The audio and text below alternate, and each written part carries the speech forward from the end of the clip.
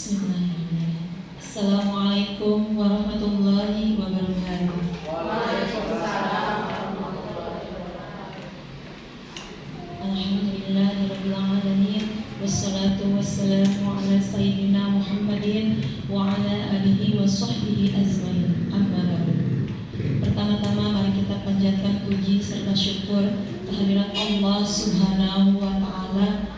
Alhamdulillah pada kesempatan ini kita bisa berkumpul di ruangan ini dalam kegiatan pengimbasan materi budaya positif di sekolah yang diselenggarakan oleh para calon guru penggerak angkatan 7. Tak lupa sholawat serta salam kita sanjungkan kepada Nabi kita semua, yakni Nabi Muhammad SAW. Ibu Kepala Sekolah yang saya hormati, seluruh ibu bapak guru SDN Cilengkrang yang saya hormati, serta tak lupa para calon guru penggerak angkatan 7 yang saya hormati pula. Alhamdulillah pada kegiatan ini kita akan melaksanakan salah satu tugas yang harus dilaksanakan oleh para calon guru penggerak, yaitu tentang pengimbasan materi diseminasi budaya positif di sekolah yang akan dipaparkan oleh para calon guru penggerak, yaitu yang pertama Ibu Aan Ani Mulyani SPD, yang kedua Bapak Diksi Suherman SPD, dan yang terakhir yang ketiga Ibu Luluh Pransferi SPD. Untuk itu, untuk kegiatan yang akan dilaksanakan, yang pertama kali akan dilaksanakan atau dipaparkan oleh Ibu Aan Ani Mulyani SPD. Untuk itu kepada beliau kami persilakan.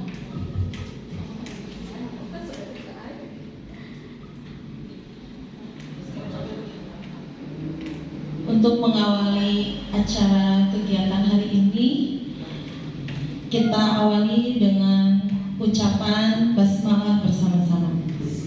Bismillahirrahmanirrahim. Untuk acara selanjutnya yaitu acara sambutan. Untuk sambutan yang pertama akan disampaikan oleh Ibu Kepala SDN Cilengkrang. Untuk itu kepada beliau kami persilakan.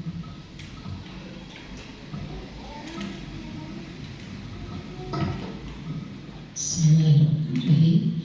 Maaf Bapak Ibu yang kami hormati, terutama calon guru penggerak. Pertama-tama mari kita panjatkan puji dan syukur kehadirat Ilahi Rabbi. Salawat serta salam semoga terlimpah curah kepada junjungan alam Nabi besar Muhammad SAW. Pada kegiatan hari ini, alhamdulillah kita bisa berkumpul bersama dalam acara diseminasi budaya positif di sekolah yang akan disampaikan oleh para calon guru penggerak dari SD Cilengkrang angkatan ke-7, yaitu Ibu Aan Ani Mulyani SPD, Bapak Diksi Suherman SPD, dan Ibu Luluh Putri Pransferi SPD. Mudah-mudahan apa yang akan disampaikan oleh Bapak dan Ibu calon guru penggerak akan ada budaya positif baik di sekolah kita dalam pelaksanaannya nanti, tidak hanya sekedar wacana atau materi saja, tetapi bisa dilaksanakan dengan baik di sekolah kita. Alhamdulillah juga bahwa SD Cilengkrang sekarang sudah mempunyai bukan calon lagi, sudah menjadi guru penggerak, yaitu Ibu Susi. Kemudian calon guru penggerak angkatan 7 juga akan menyusul, dan insya Allah calon angkatan guru penggerak angkatan 9 juga akan menyusul, sehingga dengan lengkapnya kita gurunya menjadi guru penggerak. Mudah-mudahan sekolah kita selangkah lebih maju, selangkah lebih di depan dari sekolah-sekolah lain. Amin ya Allah ya Rabbal Alamin. Untuk lancarnya acara ini tadi sudah dibuka dengan bacaan basmalah. Untuk selanjutnya tidak banyak yang bisa saya sampaikan. Mari kita simak bersama-sama paparan para calon guru penggerak angkatan 7 SD Cilengkrang Kabupaten Sumedang. Kita cermati bersama, kita laksanakan nanti bersama. Demikian, wabillahi taufiq wal hidayah. Wassalamualaikum warahmatullahi wabarakatuh.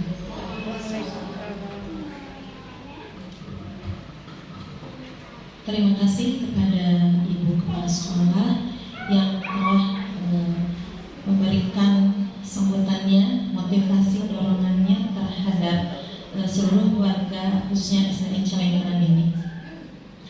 Untuk acara yang selanjutnya yaitu pemaparan materi budaya positif di sekolah yang akan disampaikan oleh para calon guru penggerak. Dan untuk materi yang pertama akan disampaikan oleh Ibu Aan Mulyani SPD. Untuk itu kami persilakan.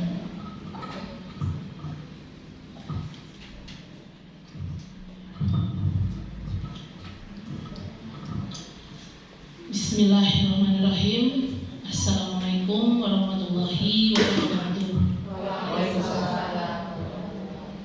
Sebelumnya saya ucapkan terima kasih kepada Ibu Moderator yang sudah memberikan kesempatan kepada saya untuk memaparkan materi tentang budaya positif di sekolah. Di sini mohon maaf sebelumnya saya tidak berniat untuk menggurui. Di sini kami para calon guru penggerak angkatan 7 hanya sharing dengan Bapak Ibu semuanya di SDN Cilengkrang ini mengenai budaya positif di sekolah.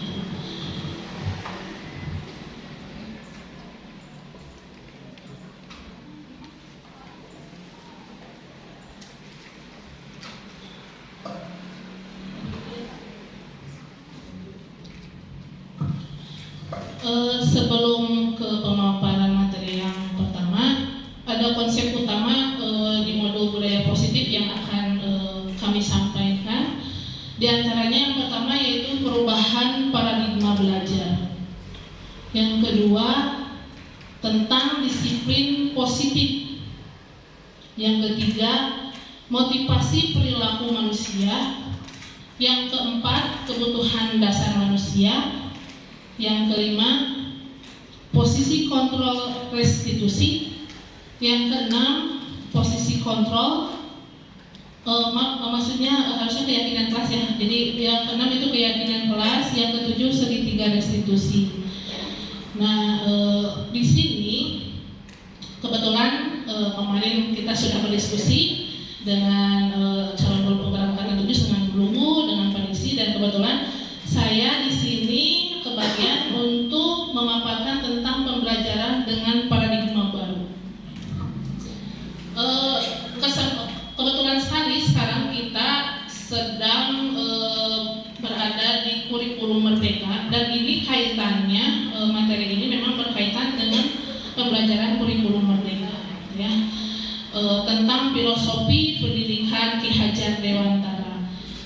Di sini kita juga pembelajaran dengan paradigma baru ini dirancang berdasarkan prinsip pembelajaran yang berorientasi pada penguatan kompetensi dan juga pengembangan karakter yang sesuai dengan profil pelajar Pancasila. Nah, di dalam kurikulum merdeka pun dalam filosofi pendidikan Ki Hajar Dewantara untuk pembelajaran sekarang ini memang kita menitik beratkan kepada peserta didik itu untuk peningkatan kompetensi. Jadi kita di sini ketika melaksanakan pembelajaran dengan peserta didik harus memperhatikan juga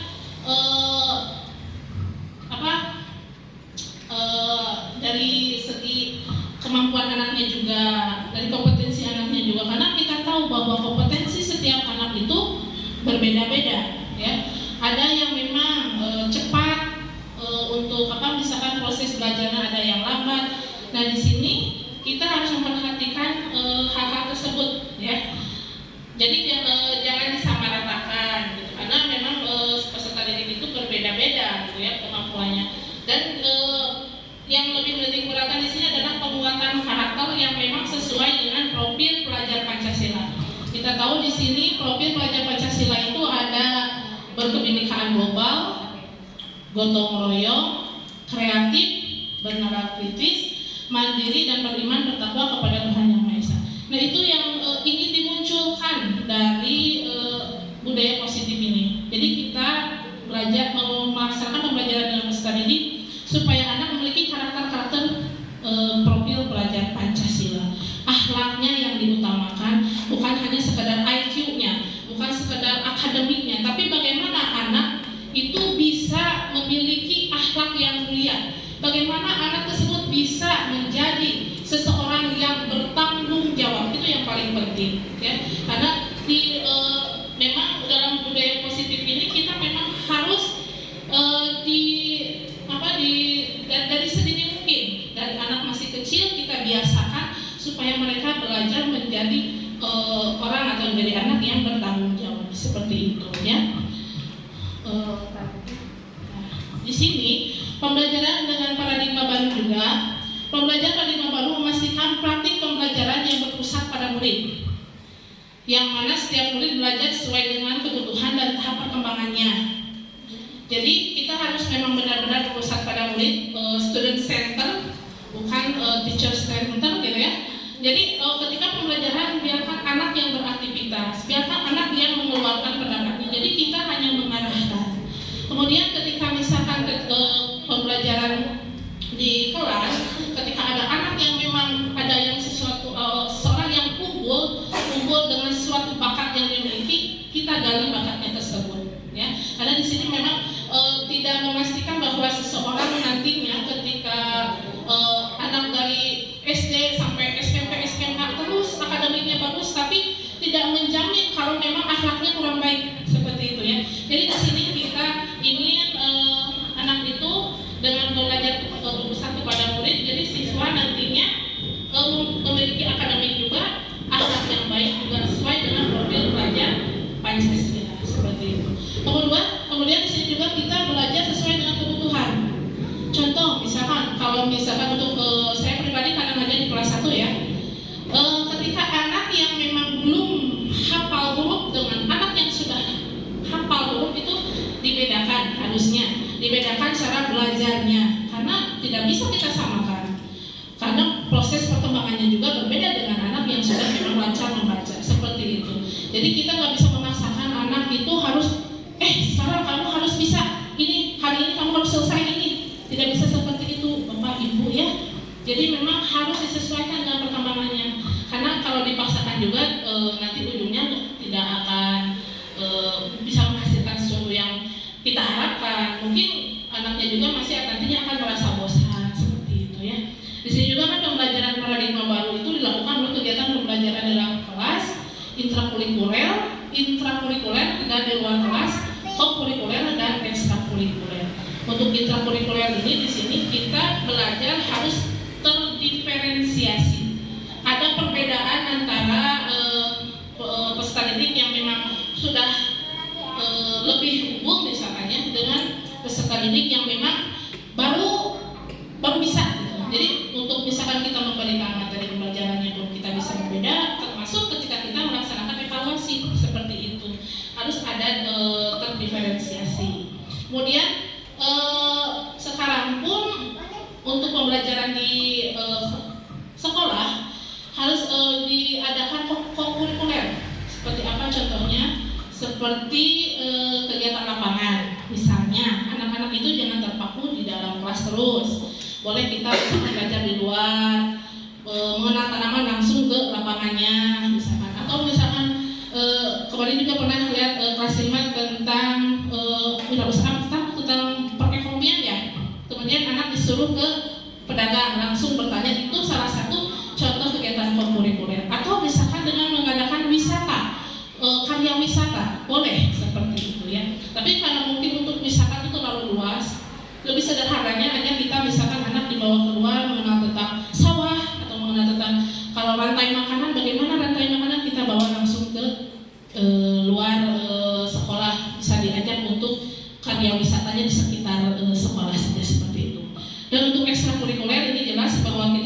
sekolah kita SD Cirengkrang sudah ada ekstrakurikuler, contohnya pramuka, kesenian juga, terus agama juga ada ya. Kita sering ada kegiatan-kebiasaan keagamaan, itu salah satu pembentukan karakter bagi peserta didik. Dengan kegiatan pembiasaan tersebut, nanti peserta didik akan terbiasa untuk melakukan hal-hal yang positif seperti itu. Sekarang untuk materi yang kedua di sini tentang disiplin positif. Sebelumnya saya mau bertanya apa yang di benak Bapak Ibu tentang kata disiplin, taat aturan, apalagi biasanya yang terbenak yang tersirat dengan kata disiplin berkaitan dengan hukuman, betul. Ya, kita mengingatnya disiplin, anak yang tidak disiplin dihukum seperti itu. Apalagi,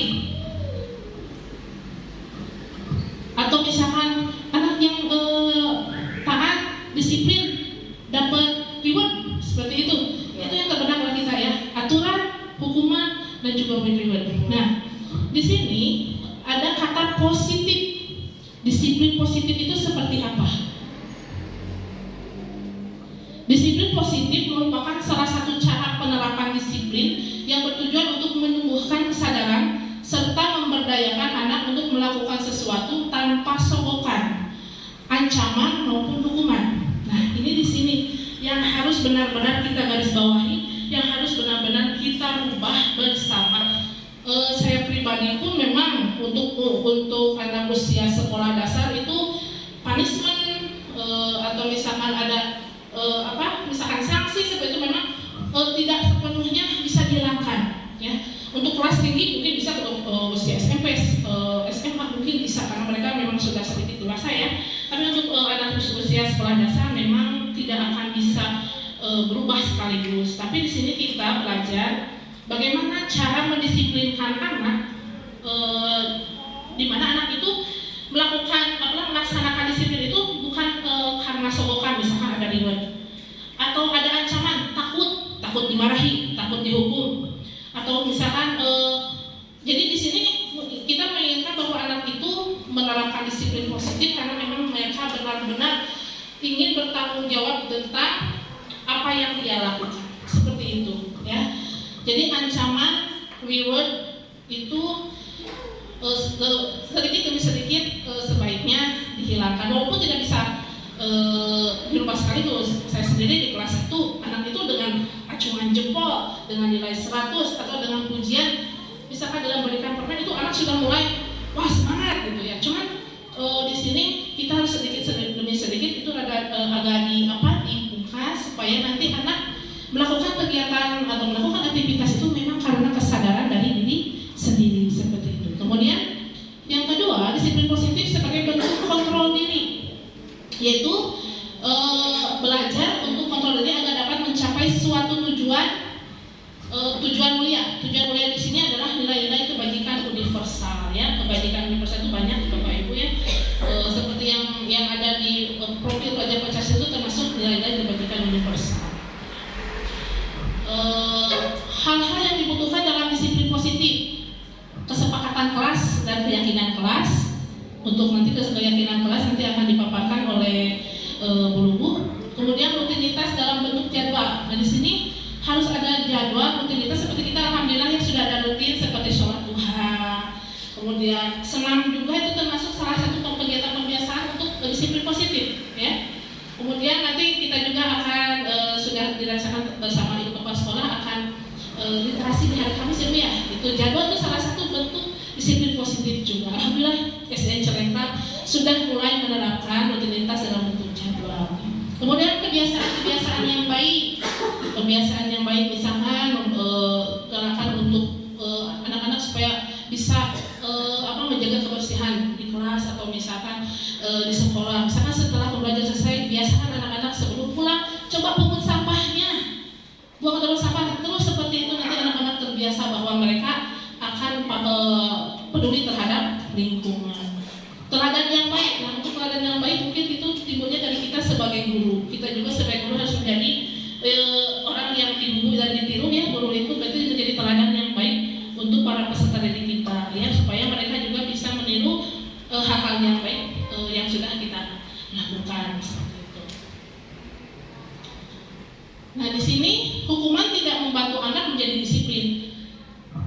sebelumnya memang saya juga berpikir bahwa dengan menghukum anak itu anak menjadi taat, menjadi bisa melaksanakan disiplin. Tapi ternyata memang ada dampak-dampak yang lebih panjang dari dengan adanya hukuman. Dampaknya ini anak bisa menjadi pemberontak, berbohong untuk menghindari kesalahan, ya, karena takut dihukum dia berbohong. Padahal karena takut dihukum oleh guru misalkan dia berbohong seperti itu. Kemudian lebih sering menyendiri, ya, karena dihukum malu, mungkin ada malu kan, apalagi kalau hukumnya depan orang lain misalnya ada rasa malu jadi menyendiri dan enggan berkomunikasi, tumbuh dengan ketakutan dan rasa bersalah, serta tumbuh dengan meneruskan lingkaran kekerasan dan hukuman ketika dewasa. Nantinya akan dulu juga saya dihukum, nanti ketika dia dewasa dia pun akan melakukan hal yang sama ke juniornya seperti itu dengan adanya hukuman. Kemudian disiplin positif menggunakan motivasi internal dalam diri untuk mencapai tujuan, bukan menggunakan motivasi eksternal seperti hukuman, ancaman, selokan maupun pujian dari orang lain. Nah, di sini disiplin positif itu supaya anak-anak itu tumbuhnya ada dari diri gitu, melaksanakan sesuatu itu karena memang ada dorongan dari pribadinya.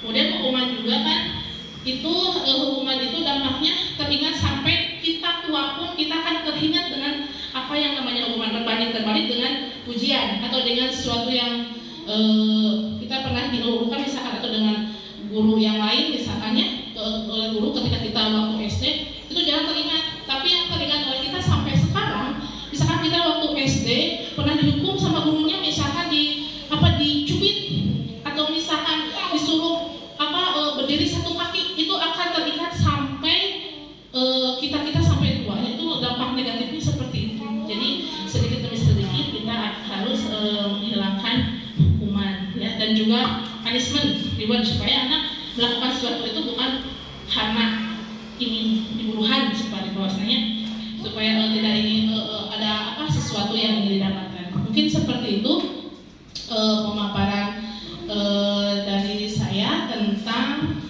disiplin positif dan paradigma baru, paradigma belajar baru. Untuk selanjutnya akan dipaparkan oleh Pak Diksi mengenai motivasi perilaku manusia. Wabillahi taufiq wal hidayah. Wassalamualaikum warahmatullahi wabarakatuh.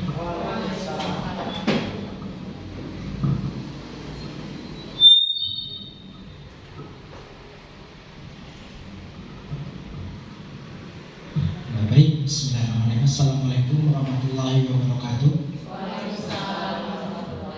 Saya ucapkan terima kasih kepada Ibu Aan yang sudah memberikan penjelasan yang begitu bisa dimengerti. Pertama-tama saya ucapkan juga terhormat Ibu Kepala Sekolah, Ibu Moderator, rekan-rekan guru yang lainnya.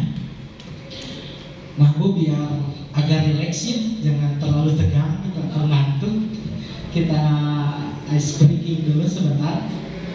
Nah, ice breaking ya Bu, kita tarik napas dalam-dalam, kemudian dikeluarkan secara perlahan. Nah, itu dilakukan sebanyak 3 kali. Nah, mari kita mulai Bu. Tarik napas dalam-dalam, keluarkan. Nah, untuk ice breakingnya kita akan menulis angka di udara. Sini, 1 itu sampai dengan 10. 1. Cuman menulis di udaranya itu bukan dengan tangan, tapi dengan kepala. Nah, kita menulisnya dengan kepala ya. Kita mulai dari angka 1 Bu. Ayo. Kita 1. 2,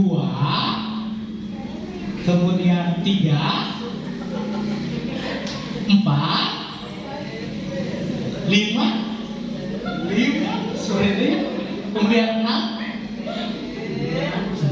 7, kemudian 8. Nah, bagus sekali Bu. 9. Nah, 10, 1 dan 0. Wah, beri tepuk tangan untuk kita semua.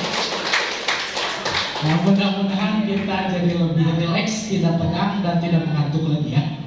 Nah, Yang akan saya sampaikan adalah mengenai motivasi perilaku manusia. Tadi sebelumnya sudah dibahas oleh Ibu Aan, itu motivasi perilaku manusia. Menurut slide yang kedua. Nah, motivasi perilaku manusia itu menurut D.M. Gossen dalam bukunya Restructuring School Discipline menyatakan ada 3 motivasi perilaku manusia. Yang pertama, untuk menghindari ketidaknyamanan atau hukuman. Nah, ini perilaku tidak hanya anak, tapi dewasa pun ini sering dilakukan untuk menghindari ketidaknyamanan atau hukuman.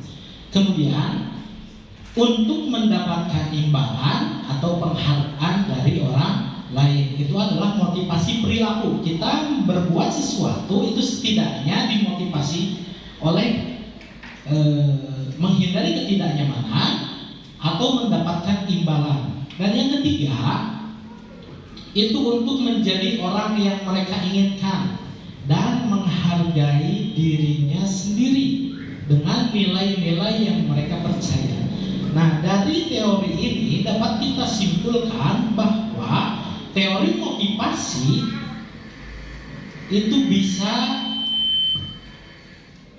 ditarik kesimpulan ada 2 secara garis besar, yaitu motivasi secara eksternal atau ekstrinsik dan internal atau intrinsik.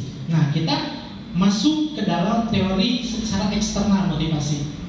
Bagaimana dikaitkan dengan pendidikan?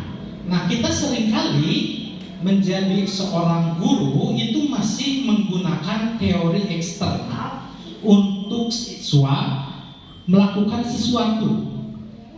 Setidaknya ketika kita merangsang siswa untuk melakukan sesuatu, baik itu mengerjakan sesuatu kemudian berubah menjadi lebih baik, kita mengiming-imingi dengan 2 hal tersebut. Yang pertama punishment, hukuman atau reward. Salah satu contoh di dalam kelas, anak-anak, jika kalian tidak mengerjakan, maka misalnya kalian akan membersihkan WC misalnya.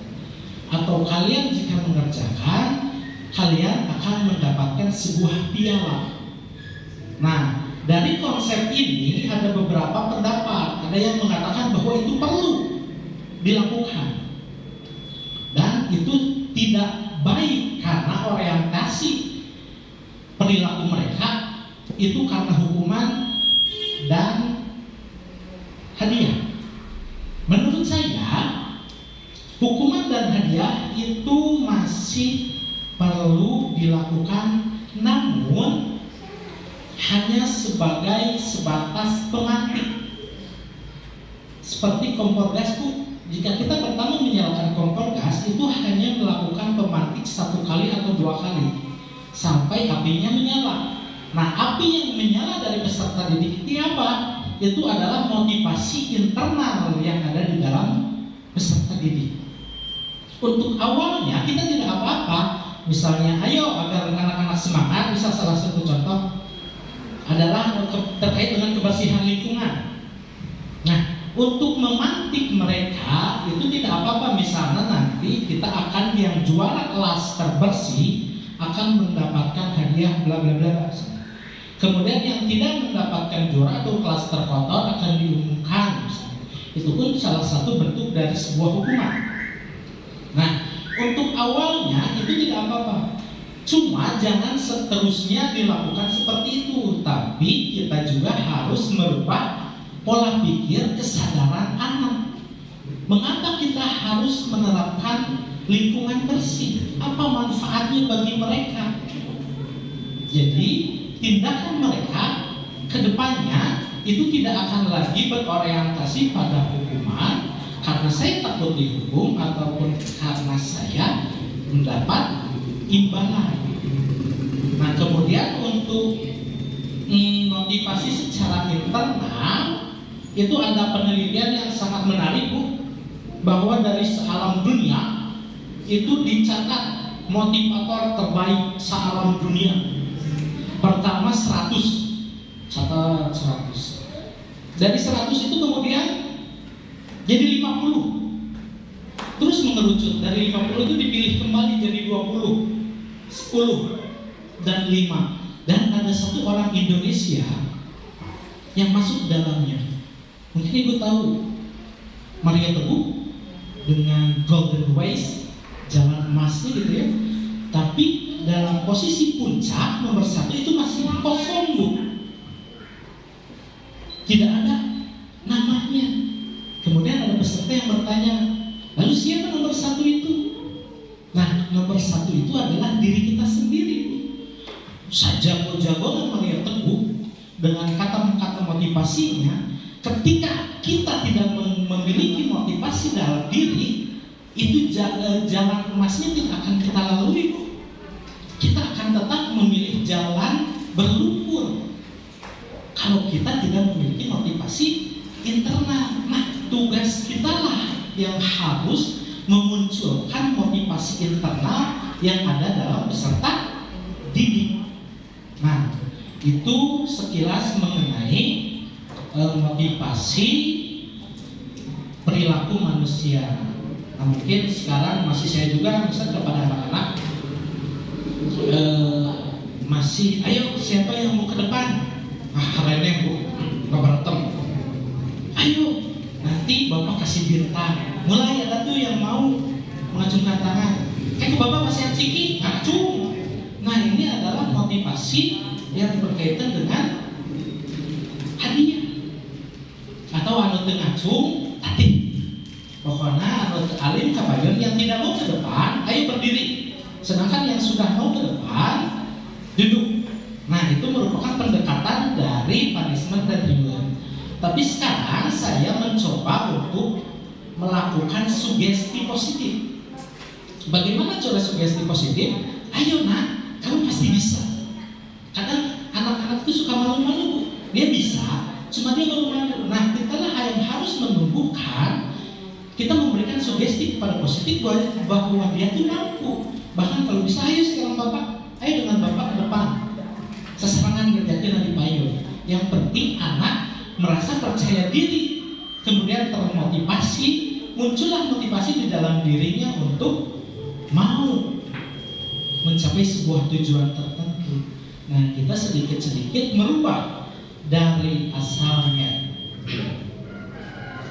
hukuman, kemudian penghargaan menjadi motivasi internal. Karena kita juga jangan sampai dari kecil sampai sekarang itu tertanamkan di dalam kita bahwa kita juga sekarang sampai terbawa sampai dewasa bahwa kita beribadah juga karena misalnya benang sholat, abis mah kayak kasih benda, benang itu sholat, sih neraka. Itu adalah salah satu bentuk reward dan punishment dari keagamaan. Tapi kesadarannya itu harus ditingkatkan ke lebih tinggi. Benang sholat, karena saya butuh mengucapkan sholat sok merasa itu tenang. Tapi ketika saya sudah sholat, saya merasa tenang, nyaman. Itu menjadi sebuah kebutuhan. Jadi walaupun ada surga dan tidak ada neraka, kita tetap sholat. Ada piala ataupun tidak ada hukuman melesihan WC, anak-anak tetap melakukan nilai-nilai kebaikan. Nilai-nilai kebaikan yang tadi sudah dibahas juga menjadi budaya positif. Kemudian selanjutnya Bu, materi yang kedua, nah kebutuhan dasar manusia. Setiap manusia sealam dunia setidaknya memiliki 5 dasar kebutuhan. Yang pertama bertahan hidup, kemudian penguasaan, kasih sayang, rasa terima kasih, kebebasan dan kesenangan. Nah, boleh ditampilkan Bu dalam bentuk PDF-nya Bu.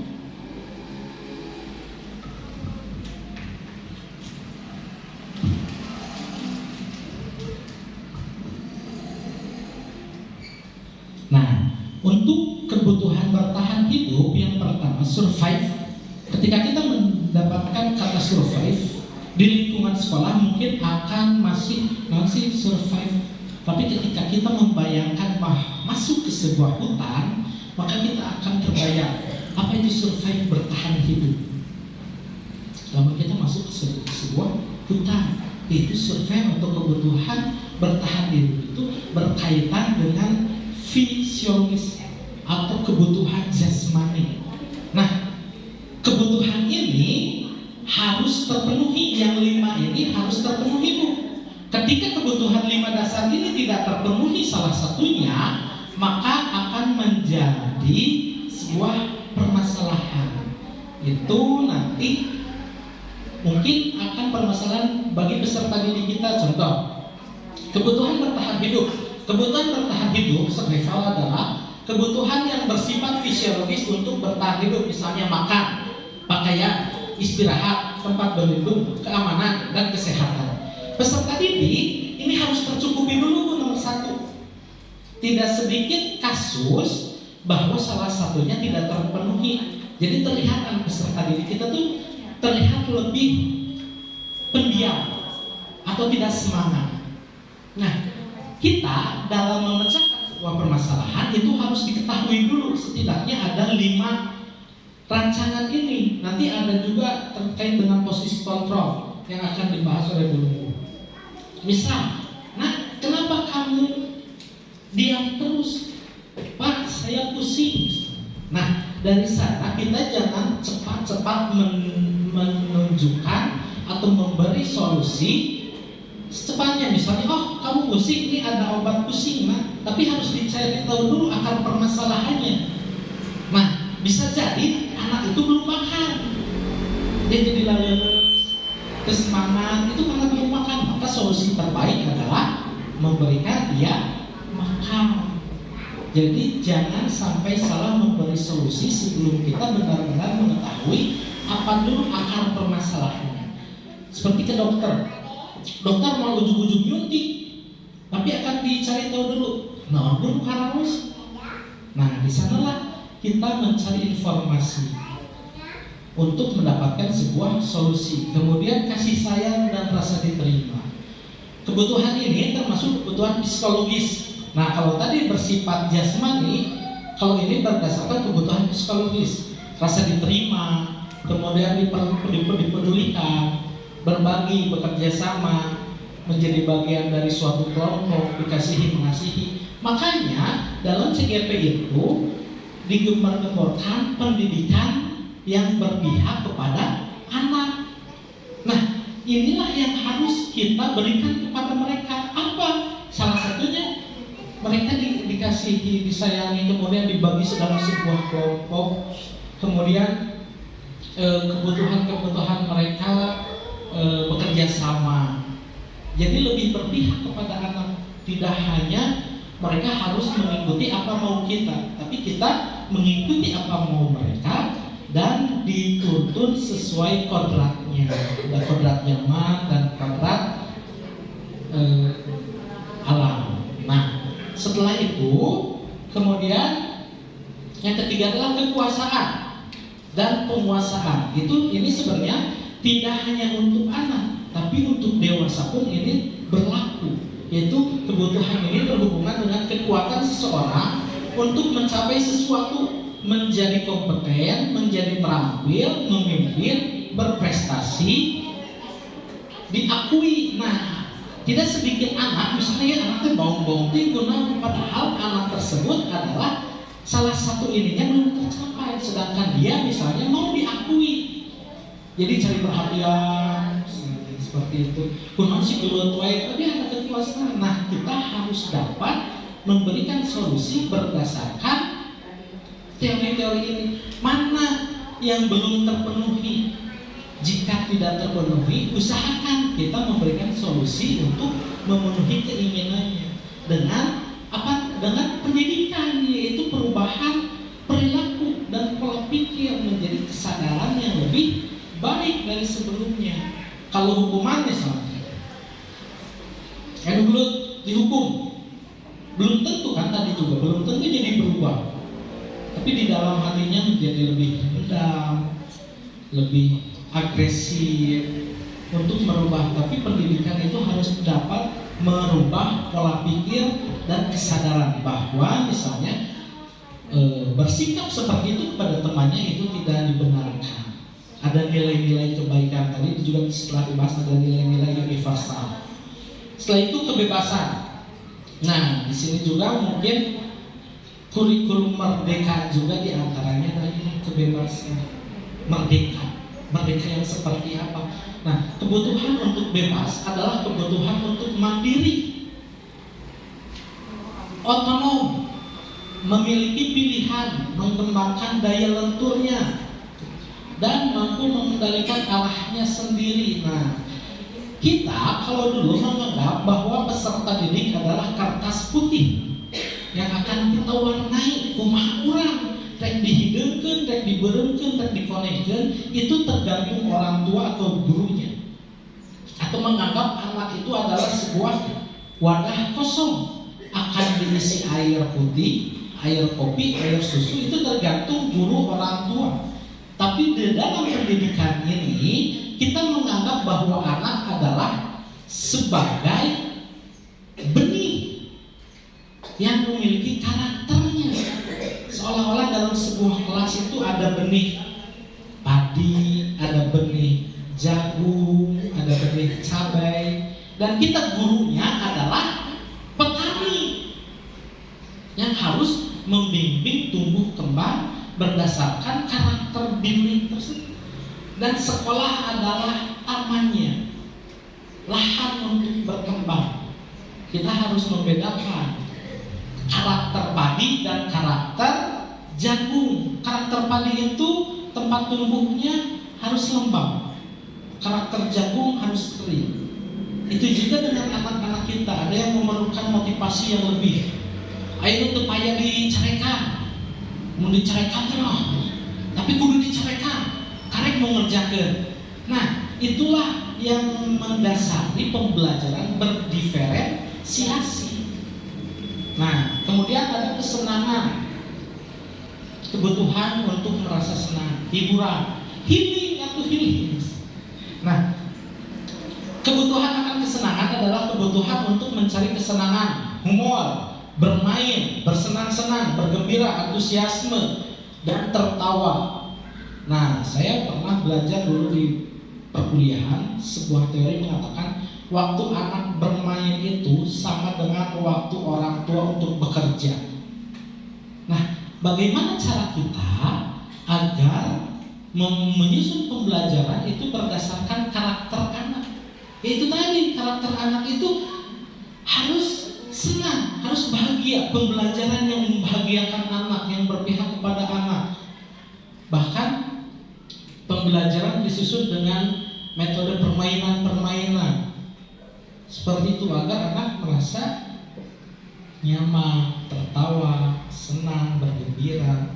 Disitulah kemampuan anak akan muncul. Nah, disinilah kurikulum merdeka dikembangkan. Mungkin hanya itu yang dapat saya sampaikan. Silakan untuk materi berikutnya akan disampaikan oleh Ibu. Wabillahi taufiq wal hidayah. Wassalamualaikum warahmatullahi wabarakatuh.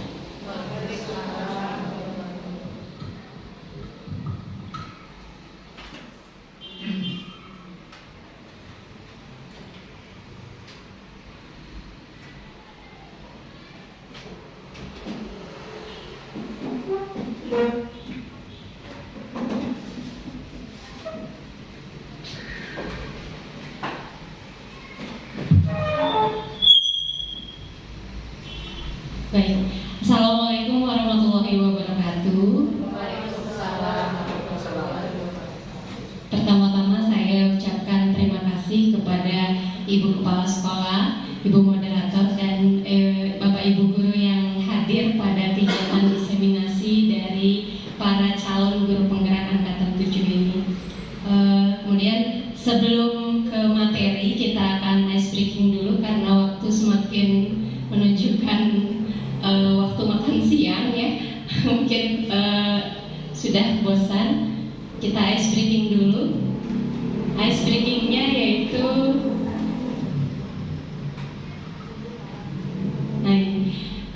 kita akan ngobrolnya setiap orang akan berbicara yang diawali dengan huruf A, B, C, dan seterusnya. Misalnya dari sini huruf A, aduh lapar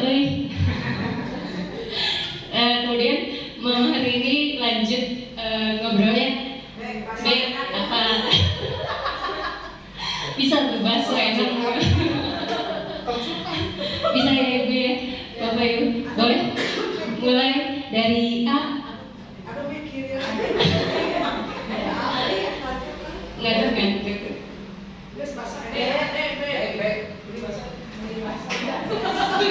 Bagus. Cewek cari makanan dong. Dodol kayaknya enak.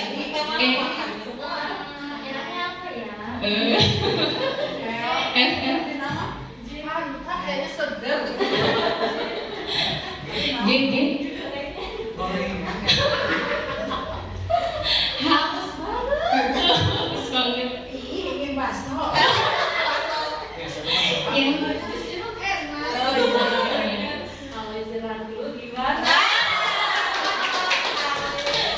Oh terakhir Bu Chan, L.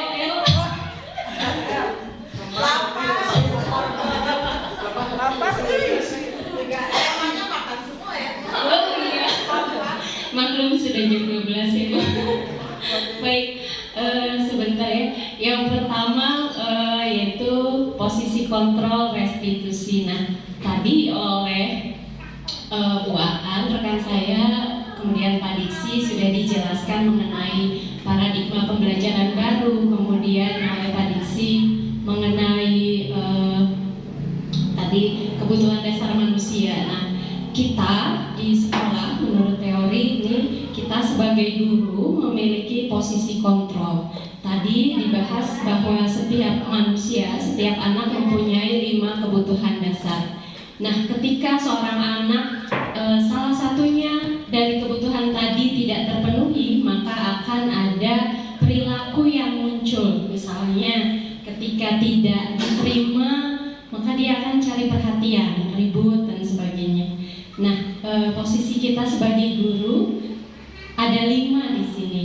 Nah, mungkin saya sendiri sebelum mengikuti ini, saya tidak tahu nih posisi saya tuh sebagai apa. Nah, ternyata di sini ada 5 posisi kontrol seorang guru saat menghadapi siswa. Yang pertama penghukum, yang kedua pembuat rasa bersalah, kemudian yang ketiga sebagai teman, yang keempat pemantau, dan yang kelima sebagai manajer.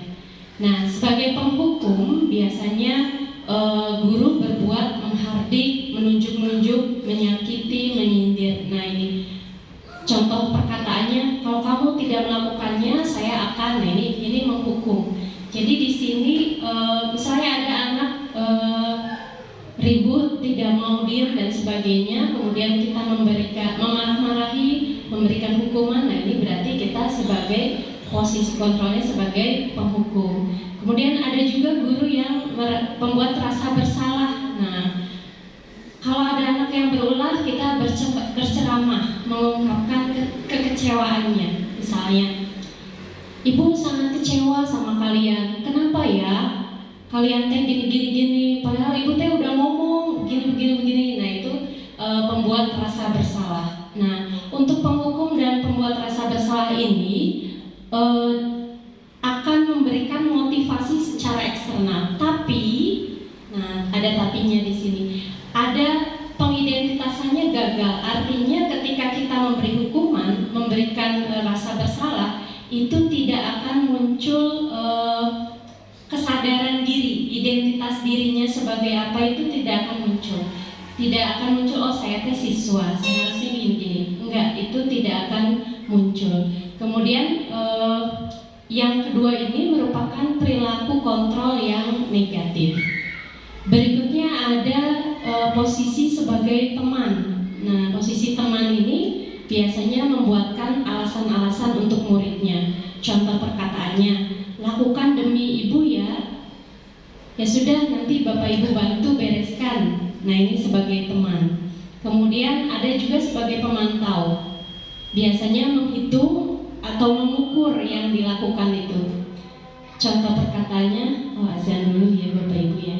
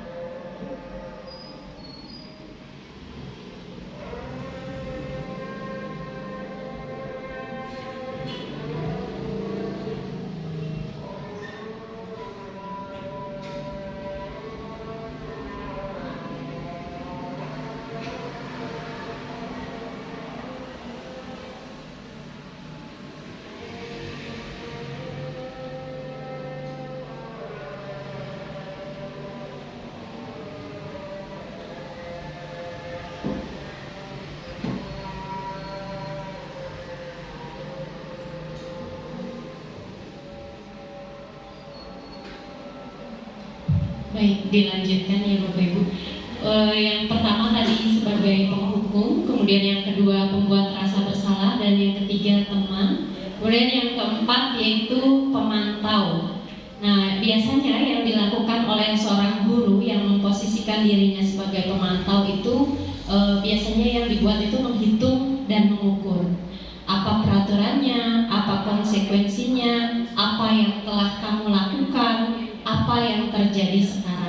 Misalnya ada anak yang ngobrol pada saat jam pembelajaran. Kamu tahu apa peraturannya? Nah ini ditanyakan, mengawasi ya, bila diawasi. Kemudian yang kelima yaitu kontrol atau manajer. Nah, manajer ini yang paling baik menurut teori, karena posisi manajer ini yang akan menumbuhkan motivasi intrinsik dan akan menumbuhkan mengidentitas diri siswa itu sendiri akan berhasil. Contohnya di sini yang diperbuat yaitu mengajukan pertanyaan-pertanyaan. Apa yang kita yakini? Apa yang kamu yakini mengenai hal tersebut? Kalau kamu meyakininya, maukah kamu perbaikinya? Kalau kamu memperbaikinya, jadi kira-kira hal tersebut akan menggambarkan apa tentang dirimu? Nah, ini biasa yang dilakukan dan dikatakan oleh guru. Kemudian hasilnya sendiri dari masing-masing posisi tadi, yang pertama penghukum. Nah, ini tadi motivasi eksternalnya itu tumbuh memang, tapi hasilnya itu akan buruk ya, gagal identitasnya. Di sini akan memberontak, pendendam, menyalahkan orang lain. Seperti tadi yang disampaikan rekan saya sebelumnya, biasanya kenangan buruk saat dihukum itu akan diberikan lagi di masa depan kepada adik kelasnya, kepada kalau jadi guru nanti ke anak muridnya dan sebagainya. Kemudian untuk pembuat rasa bersalah, hasilnya menyembunyikan atau menyangkal, kemudian berbohong seenaknya. Sebagai teman akan ketergantungan, kemudian sebagai pemantau akan menyesuaikan bila diawasi, sedangkan sebagai manajer akan menguatkan watak dan karakter mereka sendiri. Selanjutnya, nah, tadi posisi kontrol kita sebagai guru ketika menghadapi siswa yang kelihatannya berulang, tapi kemungkinan besar berulangnya itu karena ada satu atau dua kebutuhan dasar manusia tadi yang tidak terpenuhi. Nah, sebagai guru di sini kita alangkah lebih baiknya membuat suatu keyakinan kelas. Kenapa sih keyakinan kelas bukan peraturan kelas? Nah, ini keyakinan kelas itu apa? Nah, Bapak Ibu biasanya suka naik motor ya Bapak Ibu ya. Nah, naik motor terus pakai helm. Pakai helm teh alasannya apa? Takut polisi. Takut polisi. Takut polisi. Nah, kalau jawabannya karena takut polisi, berarti itu namanya peraturan. Ya. Tapi kalau jawabannya supaya saya teh selamat. Nah, supaya saya teh selamat bisa aya nanaon. Nah, itu berarti keyakinan. Jadi itu bedanya. Nah, ketika anak juga melakukan sesuatu karena aturan, berarti ada motivasi eksternal, takut dihukum, supaya dapat hadiah dan sebagainya. Tapi kalau keyakinan itu tumbuh dari dirinya sendiri. Nah, keyakinan itu nilai-nilai kebajikan universal yang disepakati secara tersirat dan tersurat, lepas dari latar belakang suku, negara, bahasa maupun agamanya. Nah, bagaimana cara kita membuat suatu keyakinan kelas? Yang pertama, keyakinan kelas itu lebih bersifat abstrak daripada peraturan. Jadi seperti tadi, kalau peraturan tidak memakai helm pasal sekian, hukumannya denda sekian, bayar di BJB gitu ya. Terus kalau keyakinan tadi, karena saya teh pakai helm teh supaya selamat di jalan. Nah, itu jadi lebih abstrak daripada peraturan. Kemudian keyakinan kelas berupa pernyataan-pernyataan universal. Nah, tadi sudah dijelaskan oleh Bu Aan bahwa pernyataan-pernyataan universal ini bisa dari profil pelajar Pancasila. Kemudian pernyataan keyakinan kelas senantiasa dibuat dalam bentuk positif. Jadi bukan begini, dilarang makan pada saat jam pembelajaran, tapi fokus pada saat jam pembelajaran. Jadi tidak ada kata-kata negatifnya. Kemudian misalkan apalagi ya, tidak boleh lari-lari, berarti tertib gitu. Jadi kata-katanya itu lebih positif. Kemudian berikutnya, keyakinan kelas hendaknya tidak terlalu banyak sehingga mudah diingat dan dipahami oleh semua warga kelas. Kemudian keyakinan kelas sebaiknya sesuatu yang dapat diterapkan di lingkungan tersebut. Semua warga kelas hendaknya ikut berkontribusi dalam pembuatan keyakinan kelas lewat kegiatan curah pendapat. Lalu bersedia meninjau kembali keyakinan kelas dari waktu ke waktu. Jadi di sini ada ikut serta dari seluruh warga. Kalau di kelas berarti seluruh siswa dalam kelas, kalau di sekolah berarti seluruh warga di sekolah itu. Kemudian ini contoh-contoh dari keyakinan kelas. Nah, ini keyakinan kelas 1, setiap anggota kelas perlu belajar, setiap anggota kelas perlu senang, setiap anggota kelas perlu melakukan tugas, setiap anggota kelas perlu saling menghargai, setiap anggota kelas perlu merasa aman. Nah, jadi di sini tidak ada kata-kata negatif, dilarang ribut dan sebagainya. Kemudian kelas 5 selalu bersikap positif, senantiasa menjadi diri terbaik, percaya dan menghormati orang lain serta barang miliknya, berkomitmen terhadap setiap tugas, senantiasa membantu. Lalu keyakinan kelas 7 di sini hormat, bekerja, diterima dan dimiliki. Nah, ini mungkin sekedar ini saja ya. Kemarin kelas 5 sudah membuat kesepakatan kelas yang disepakati oleh seluruh siswanya dengan cara mencatat pendapat mereka. Jadi di kelas T maunya seperti apa? Sebentar aja. Gak bisa. Oh, karena PDF. Ya, lanjut aja kan. Nah, ini yang kelas 1 muridnya Bu Aan, ini kesepakatan kelas. Untuk kelas 1 karena belum bisa membaca mungkin ya Bu Aan ya. Jadi dikasih gambaran dulu di sini sama Bu Aan. Kesepakatan kelasnya 1 sampai 10, lalu mereka menuliskan ulang masing-masing 1 menurut pendapatnya masing-masing. Kemudian ditempelkan di papan kesepakatan kelas 1. Nah, itu mengenai kesepakatan atau keyakinan kelas. Berikutnya yaitu segitiga restitusi.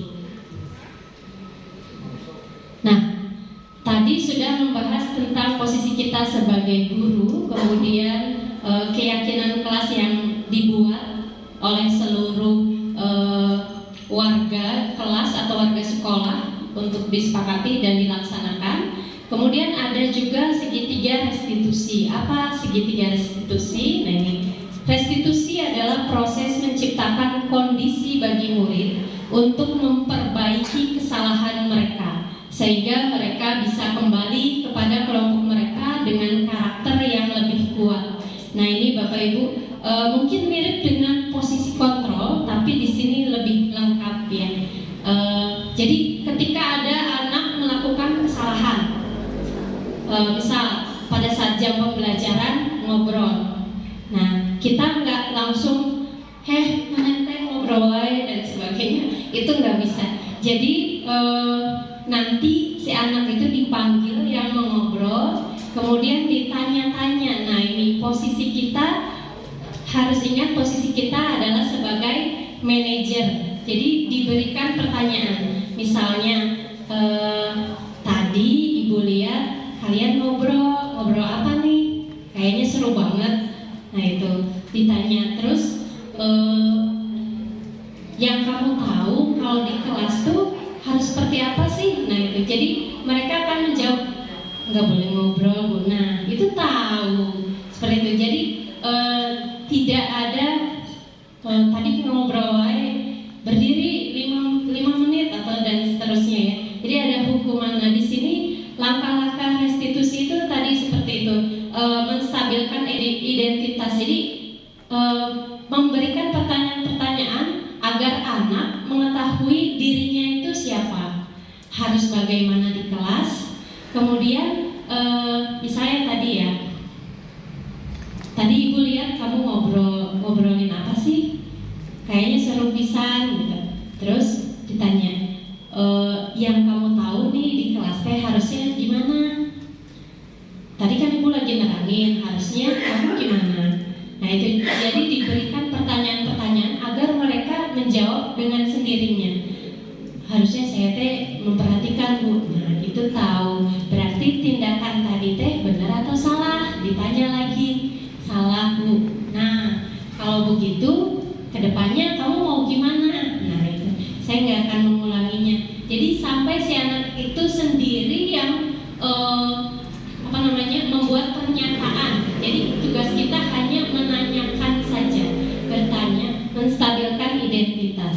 Jadi jangan mendownkan mental, karena menurut ilmu medis juga ketika anak dibentak itu saraf-sarafnya langsung rusak ya. Jadi itu secara medis dan ini secara pedagogisnya mungkin. Jadi di sini posisi segitiga restitusi ini langkah-langkahnya menstabilkan identitas. Anak harus menyadari dulu dirinya itu siapa, harus bagaimana, tindakan yang dilakukannya itu salah atau benar, kemudian menanyakan keyakinannya untuk kedepannya akan seperti apa. Nah itu. Nah ini ada contoh video, tapi ini PDF, dilanjut aja. Nah ini pada saat pembelajaran ada siswa mengobrol, tepatnya saat guru menjelaskan dan memberikan informasi, sehingga siswa tersebut tidak mendengarkan informasi yang disampaikan oleh guru. Ini sebetulnya video, tapi karena di downloadnya PDF ya, dilanjut aja. Nah ini saat melakukan segitiga restitusi tadi, dua anak yang ngobrol kita panggil, kemudian diberikan pertanyaan-pertanyaan sesuai langkah-langkah tadi, sampai mereka punya menyadari kesalahannya dan punya keyakinan untuk kedepannya itu akan seperti apa. Terus yang kasus kedua, siswa terlambat datang ke sekolah. Nah ini terlambat datang ke sekolah. Ini ceritanya lagi lari telat. Nah ini dipanggil, lalu dilakukan sesuai dengan langkah segitiga restitusi tadi. Nah ini refleksi dari kedua anak yang dipanggil tadi, kesan-kesannya gimana tadi? Ketika ibu tanya, takut tidak? Enggak, tapi grogi. Artinya mereka punya rasa malu. Nah dari rasa malu itu akan muncul kesadaran, mudah-mudahan ya Bapak Ibu. Nah ini kesimpulannya, penanganan kasus yang dilakukan guru dengan menggunakan pendekatan segitiga restitusi, diharapkan guru dapat memposisikan dirinya sebagai manajer dengan memberikan pertanyaan-pertanyaan bermakna sehingga murid lebih mandiri, percaya diri, dan bertanggung jawab. Mungkin itu saja pemaparan dari saya. Kurang lebihnya saya mohon maaf. Terima kasih. Wabillahi taufiq wal hidayah. Wassalamualaikum warahmatullahi wabarakatuh.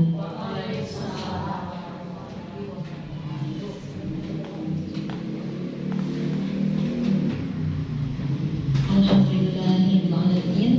Pemaparan demi pemaparan materi yang disampaikan oleh para calon guru penggerak angkatan 7 ini sangat luar biasa, bermanfaat sekali. Semoga menjadikan sebuah pencerahan serta motivasi bagi kita selaku guru agar kita bisa terus melakukan perubahan-perubahan ke arah yang lebih baik lagi, sehingga kita bisa menjadi seorang guru yang bisa memberikan pembelajaran sesuai dengan kebutuhan anak didik kita semua.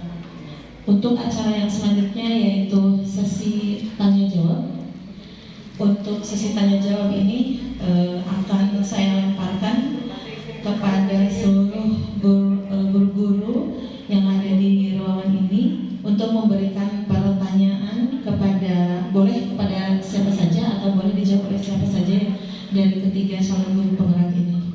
Untuk pertanyaan yang pertama, silakan siapa sekiranya yang ingin bertanya. Atau sudah pas ya? Atau sudah pas? Ibu, oh iya, terima kasih kepada Ibu Kepala Sekolah.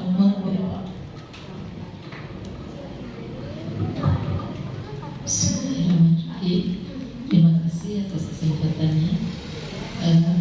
Yang ingin saya tanyakan kepada para calon guru penggerak berkenaan dengan keyakinan kelas, apakah itu bisa diterapkan di sekolah kita berupa keyakinan sekolah? Kemudian kalau teknik pelaksanaannya seperti apa. Apakah harus orang tua siswa dihadirkan terlebih dahulu semua, kemudian dimintai pendapatnya, atau seperti bagaimana? Itu mengenai keyakinan kelas, itu yang pertama. Kemudian yang kedua, tadi berkenaan dengan pembelajaran paradigma baru, bahwa setiap anak itu memiliki kemampuan yang berbeda, memiliki kebiasaan yang berbeda. Jadi mereka itu diferent, jadi berbeda. Ya. Kemudian yang ingin ditanyakan, kalau secara teori ya, bahwa anak itu harus ditimbulkan motivasi intrinsiknya. Jadi dalam pelaksanaannya, misalnya seperti tadi Ibu Aan mengatakan bahwa kemampuan anak dalam membaca itu berbeda. Kemudian ada anak yang sudah bisa dan ada anak yang belum bisa, itu tentu saja perlakuannya berbeda. Yang jadi pertanyaan bahwa kita itu memang harus melakukan pelayanan yang berbeda kepada anak yang berbeda, tetapi bagaimana strategi kita, bahwa walaupun kita berbeda, tetapi kita memiliki tujuan yang harus hendak dicapai. Dengan terbatasnya waktu, kan kalau anak yang telat ya, maksudnya rada low gitu, itu mungkin akan memerlukan waktu yang lama. Bagaimana kita mensiasatinya supaya dalam waktu bersamaan, selesai bersama, bisa mencapai tujuan, minimal bisa mencapai tujuan, moleslah sedikitnya atau tidak sampai tujuan teh, sehingga kompetensi yang digariskan oleh kurikulum itu bisa tercapai. Mungkin itu yang ingin ditanyakan. Terima kasih. Assalamualaikum warahmatullahi wabarakatuh. Terima kasih kepada Ibu Kepala Sekolah yang telah memberikan pertanyaan yang sangat luar biasa. Termasuk ini merupakan sebuah tantangan juga ya bagi para guru penggerak, calon guru penggerak gitu ya. Silakan siapa yang mau menjawab untuk pertanyaan yang pertama dulu mungkin ya, berkaitan dengan keyakinan kelas. Oh belum.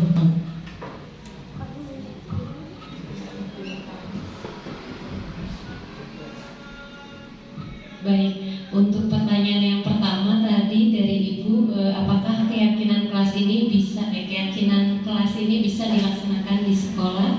Bisa Ibu. Mungkin caranya bisa dengan mengumpulkan orang tua. Mungkin nanti kita membuat poin-poin yang akan disepakatinya itu apa? Misalnya perihal masuk sekolah. Nah, berarti poin pertama misalkan jam masuk, jam pulang, kemudian batas antar. Jadi dibuat poin-poinnya.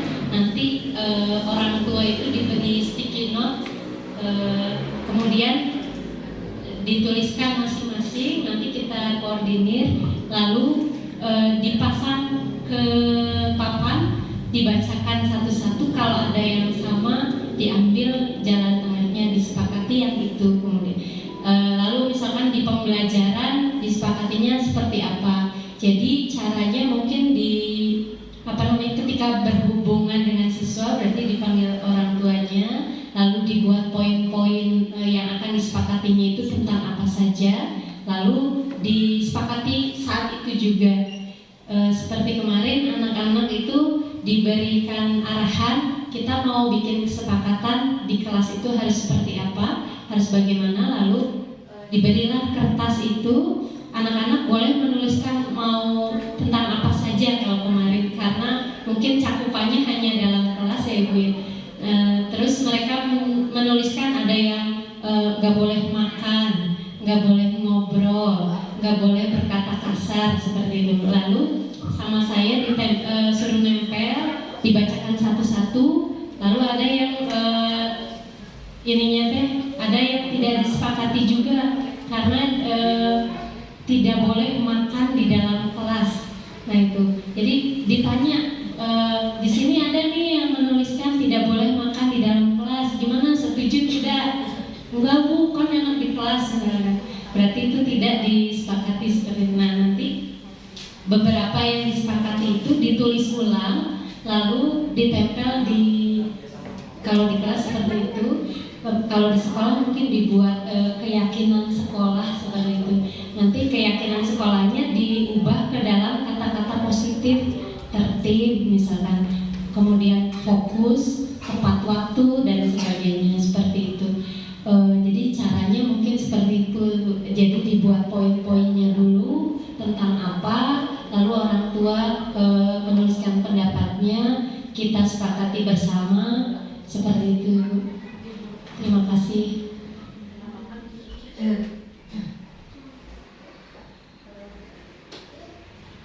Menambahkan, tadi Ibu juga bertanya apakah keyakinan sekolah bisa dibuat.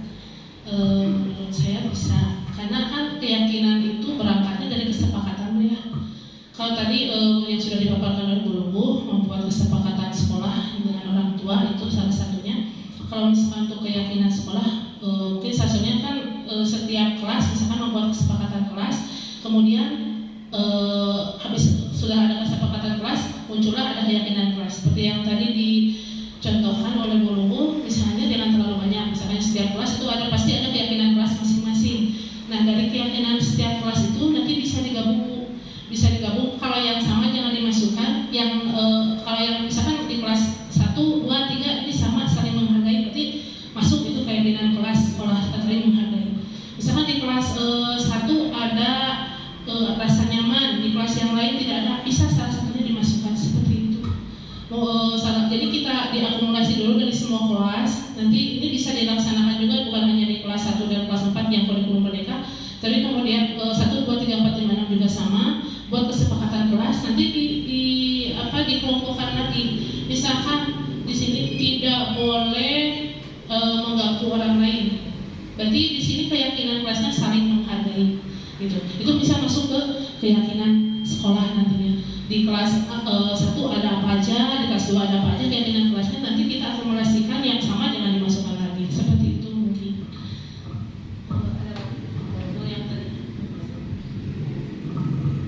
Terima kasih atas penjelasannya. Sehubungan dengan banyaknya masalah yang akhir-akhir ini ada di sekolah, mungkin minggu depan kita akan rapat orang tua. Nanti akan dibuatkan, Pak Diksi tolong dibuatkan undangannya. Kita juga sepertinya perlu membuat kesepakatan sekolah sehubungan dengan sudah dipajang batas antar, tetap aja orang tua teh nunggunya di dalam. Terus ada apa-apa tanpa konfirmasi, jari-jari cantik bermain di media sosial, mungkin itu akan sangat berguna kalau kita buat kesepakatan. Jadi kalau ada apa-apa konfirmasi ke sekolah. Baik guru kalau sudah dikonfirmasikan lebih enak. Jadi jangan sampai masalahnya belum tentu beredar sudah, gitu ya. Jadi tapi untuk itu saya mohon guru penggerak dan calon guru penggerak nanti membantu. Jadi nanti kita rapat semua hadir, guru-guru semua hadir. Nanti kita tanya sekolah ini ingin dibawa kemana, sekolah ini ingin seperti apa, minimal seperti itu dulu mungkin. Ya nanti tolong dibantu ya. Terima kasih.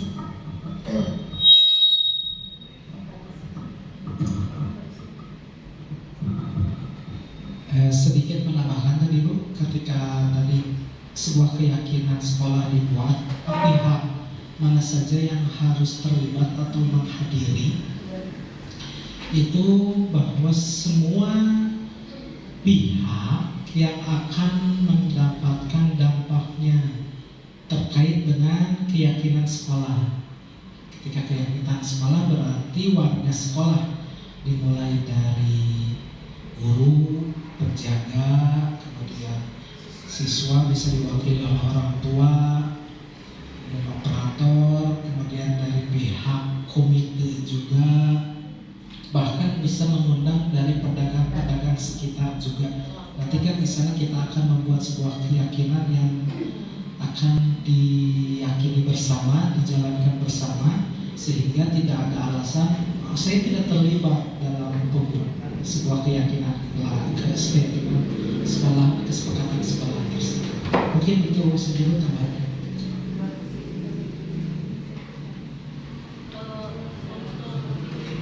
Lanjut ke pertanyaan Ibu yang kedua tentang pembelajaran terdiferensiasi untuk khususnya di kelas 1 ya Bu ya. Ini juga memang sebuah salah satu bentuk perubahan yang memang saya sendiri masih adaptasi, karena sebelumnya kita belajar di kurikulum 13 yang memang menuntut anak itu harus selesai dalam satu pembelajaran dengan tujuan pembelajaran hari itu. Dan ternyata kita sekarang ada perubahan kurikulum merdeka. Disinilah Bu, jadi yang saya pahami bahwa untuk kurikulum merdeka, apalagi sekarang ada 2 fase. Untuk fase A dan untuk fase A itu terdiri dari kelas 1 dan kelas 2. Jadi memang untuk pembelajarannya kita memang harus ada target.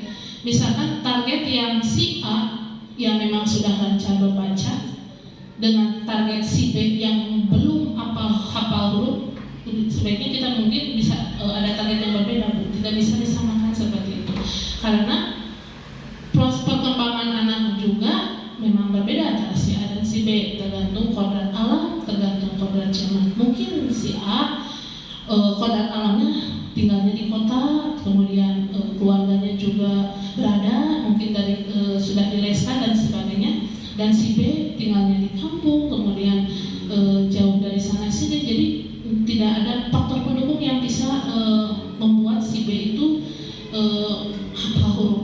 Dan di sini memang saya sendiri sebagai guru kelas 1 tidak bisa memaksakan untuk si B untuk terus mencapai target yang sama dengan si A. Jadi kita punya target sendiri di sini. Mungkin untuk kelas ketika anak belum hafal huruf, terus kita belajar selama 1 semester atau selama 1 tahun, anak sudah bisa menghafal huruf.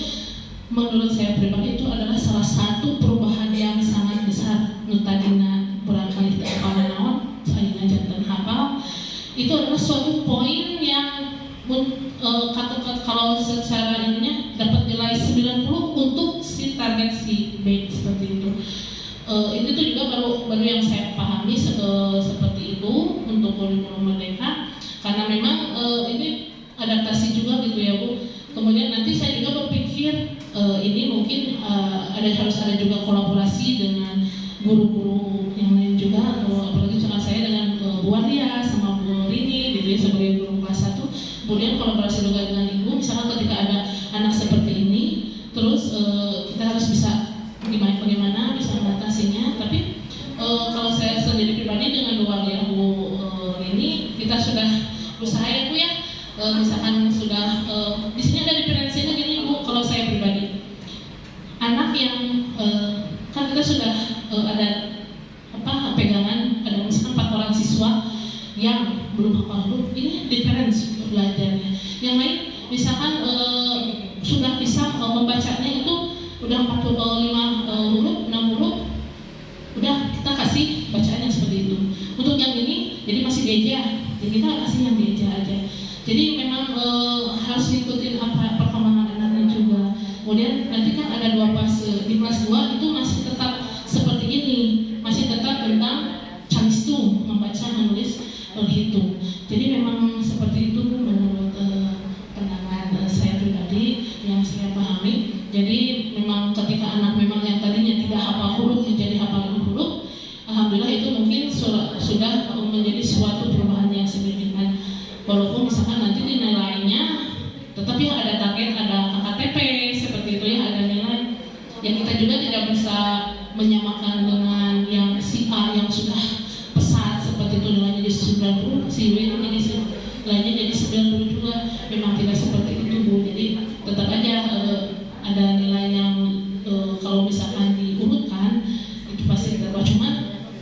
kita punya catatan pribadi untuk perkembangan peserta didik bahwa ini anak teh sudah mulai ada perkembangan yang signifikan gitu. Yang tadinya belum bisa huruf menjadi bisa huruf. Terus kita juga perlu adanya kolaborasi dengan orang tua. Apakah peserta didik itu ada jadwal les, misalnya untuk les baca mau di rumah, mau misalkan di sekolah, atau misalkan pernah kemarin juga kami kelas 1 ya Bu ya, ada jadwal les juga itu masih berlaku juga gitu ya. Tapi karena memang sekarang saya sendiri kesibukan saya sendiri jadi mengatur waktunya, tapi alhamdulillah di setiap pembelajaran di kelas dengan nilai sama, jadi sampai sekarang alhamdulillah sudah ada perubahan yang tadinya anak tidak bisa baca, tidak bisa hafal huruf, sudah bisa hafal huruf, yang tadinya baru hafal huruf sudah mulai bisa mengingat, yang tadinya baru mengingat sekarang sudah mulai lancar. Alhamdulillah, menurut saya itu sudah perubahan yang wah bagi saya pribadi sebagai guru kelas 1. Mungkin seperti itu.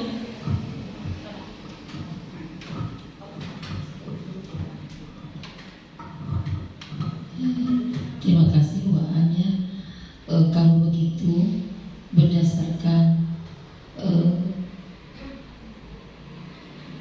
pemaparan Bu Anya, karena memang anak berbeda, kan kadang-kadang ada orang tua begini, kalau misalnya ini anak yang baru bisa ABCD kita kasih juga 100, ini kasih juga 100. Tapi tadi Bu Anya mengatakan bahwa kita punya catatan sendiri-sendiri. Jadi mungkin itu sangat penting sebagai bukti nanti orang tua kan ini kok nilainya 100 semua, tapi di raport atau di ranking jadi segini. Nah, mungkin itu bisa sebagai bukti mungkinnya nanti Bu Aan atau guru-guru yang lain kepada orang tua bahwa ini tuh 100 itu untuk mengenal guru, kalau yang lain 100 itu untuk membaca, mungkin seperti itu. Ya, terima kasih. Berarti kita sudah mulai melangkah menggunakan kurikulum merdeka, mulai memahami sedikit demi sedikit. Terima kasih untuk semua guru kelas 1, guru kelas 4, dan calon guru penggerak, juga guru penggerak. Ya. Assalamualaikum warahmatullahi wabarakatuh.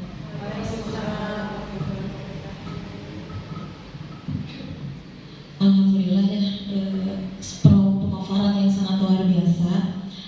Mohon maaf, posisi saya memang sebagai moderator, tapi karena kebetulan posisi saya juga di sini sebagai calon guru penggerak, mungkin Bu karena belum diresmikan ya gitu. Tapi sedikitnya mungkin ilmu yang saya dapatkan sudah agak lebih dari rekan-rekan yang calon guru penggerak, berkaitan dengan tadi masalah keyakinan sekolah gitu ya.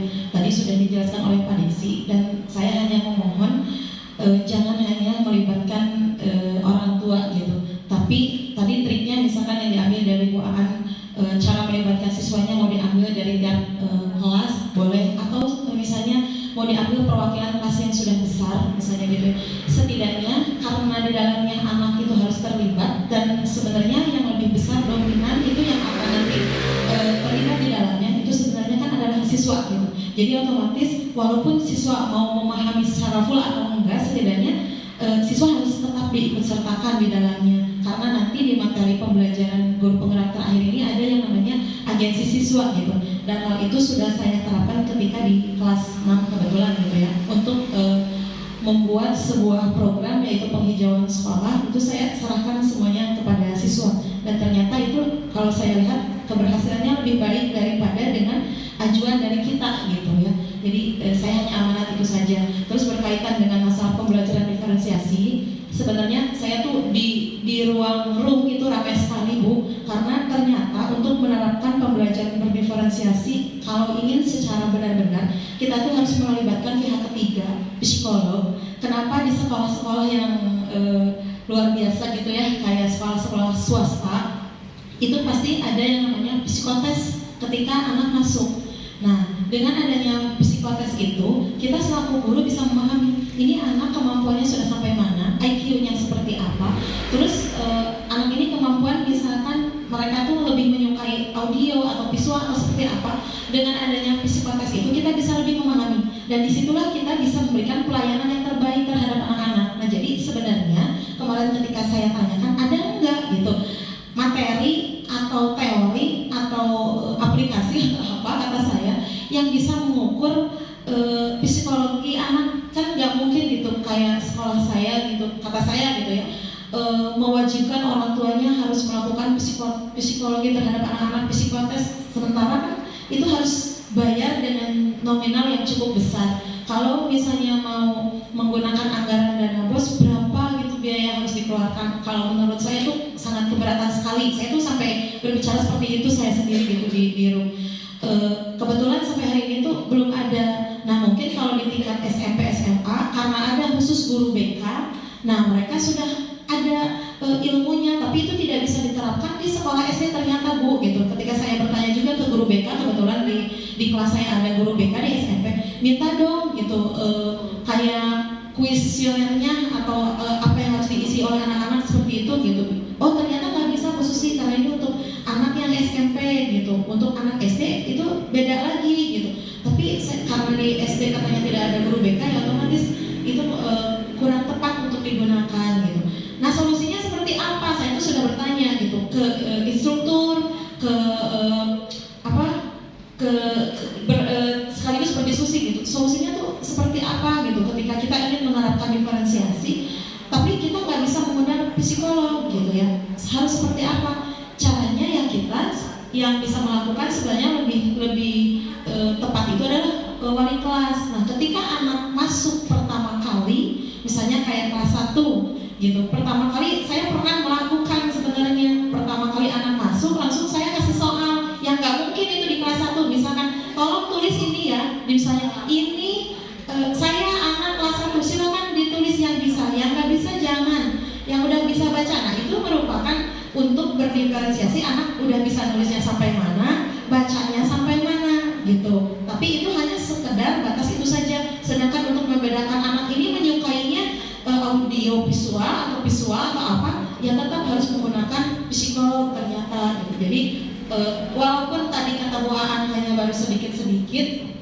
tapi bisa kita lakukan walaupun tidak sesempurna. Nah untuk kelas yang jenjangnya lebih tinggi, ketika anak masuk ke kelas harus ada wali kelas itu, misalkan ya tadi kemampuan dalam bidang membaca atau menulis, misalkan takutnya anak kelas 4 atau kelas 5 ternyata masih ada yang belum baca atau nulis, bisa dilakukan. Atau apa yang diharapkan oleh wali kelasnya, misalkan dalam bidang apa, silahkan diuji dulu gitu anak-anaknya gitu. Nah bisa dengan cara seperti itu, karena nanti memang ada khusus pembelajaran berdiferensiasi untuk materi CGP ini gitu. Mungkin itu aja, mohon maaf ya, saya menambahkan Ibu mungkin gitu. Ya, apakah ada pertanyaan atau tambahan dari rekan-rekan yang lainnya atau dari para guru penggerak? Ada guru ya? Baik, mungkin menambahkan sedikit. Mungkin tadi memang berdiferensiasi itu berarti setiap anak mempunyai kemampuan yang berbeda-beda ya Bu. Mungkin tambahannya kalau dari saya sendiri pernah melibatkan orang tua. Jadi di sini kita sebagai guru memberikan laporan kepada orang tua. Biasanya bahkan ada orang tua yang, Bu anak saya biasanya pas bagi rapot nih Bu, anak saya kurangnya di mana ya, pelajaran apa yang kurang atau di kelasnya kayak gimana sehariannya. Nah itu kita laporkan supaya ada kolaborasi antara guru dan orang tua. Dan juga di kelas saya sendiri memang ada anak yang belum lancar membacanya Bu Susi, dan ketika anak belajar dengan temannya itu akan berbeda dengan guru. Jadi saya di sini menerapkan, kita di sini semua guru, semua murid. Jadi kalau ada teman kalian yang ingin belajar, ajarin. Nah, jadi setiap jam istirahat itu yang perempuan karena cerewet, anak perempuan yang cerewet itu ngajarin membaca supaya lancar. Saya sediakan buku bacaan untuk TK padahal suruh belajar gitu. Nanti mereka laporan, Bu Raffi tadi belajar udah mulai bisa gitu. Bu Indri laporan udah bisa Bu lancarnya, tinggal nulis di diktenya gitu. Jadi mungkin dengan belajar dengan temannya juga anak tidak takut, tidak merasa jadi terisolasi karena dipanggil guru buat belajar baca Nah itu mungkin tambahan dari saya sedikit. Terima kasih. Wassalamualaikum warahmatullahi wabarakatuh.